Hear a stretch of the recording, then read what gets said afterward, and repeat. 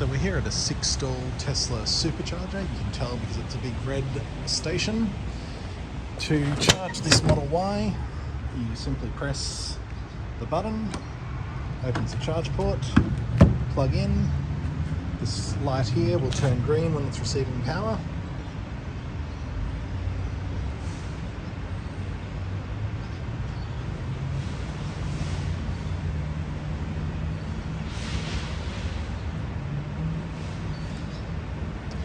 As you can see there, it initializes within well under 30 seconds.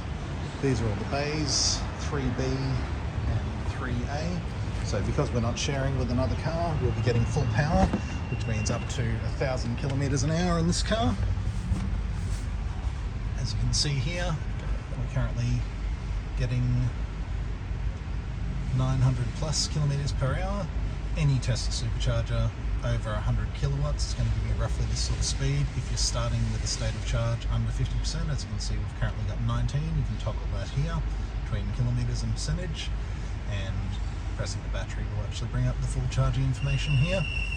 As you can see, we can unlock the charge port here from that battery menu, or if we were wanting to continue our trip, the charging options here in Australia as of this video, which is October 2022, you can select 3, which is the ultra high speed like we're currently using, or 1, which are the free chargers. 2 currently doesn't do anything in Australia, so we can select the 1 there, and our next destination is just on the map down here.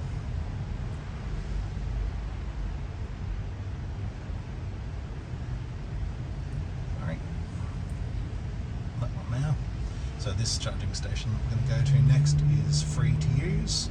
So we add that as our destination, and up on the screen will show how long we need to stay here for this charging session to make it to our destination. The last charge we did today was at a ChargeFox station. They immediately send you an email with your receipt. Much better value charging ChargeFox than many stations around Australia. Here we added 14 kilowatt hours of power for $4. If we want to check the efficiency of the car, click here, click trips, and this one uses 15 kilowatts per 100 kilometers, so that was $4 for 100 kilometers in this car. On the app, if you are walking away from your charger, you can see how long it is to continue your trip there from the app. And we just happen to be next to a petrol station.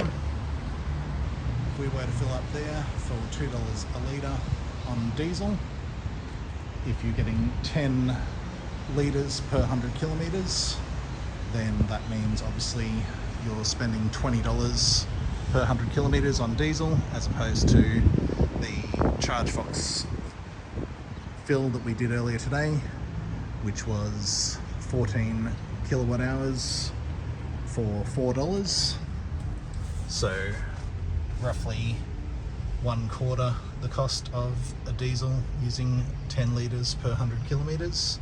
Tesla-Taxi.com.au if you'd like to rent one of these cars for a holiday or long term for Uber. Thank you.